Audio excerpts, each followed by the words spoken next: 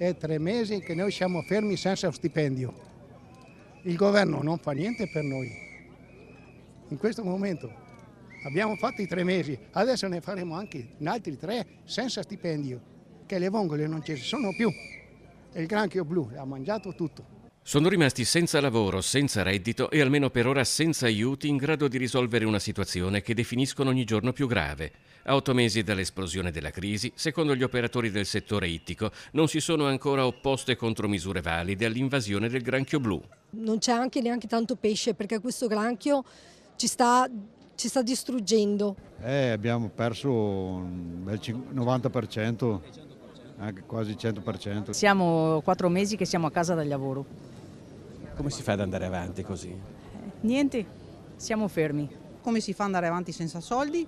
Si tirano fuori i soldi che si sono messi da parte, ma sono quasi finiti. Voi avete ricevuto qualche cosa, per ora non lo so, da parte dello Stato, della Regione? No, niente. Con 7.400 addetti e più di 3.800 imprese, a muoversi e parlare oggi per bocca degli operatori ittici di Porto Tolle è un settore che globalmente fattura in Veneto 168 milioni di euro all'anno. Cosa chiedete alla Regione e al Governo? Prima di tutto mutui, quelle robe lì che non si riesce più a pagarli. Degli incentivi insomma, per la cattura di questo granchio blu e per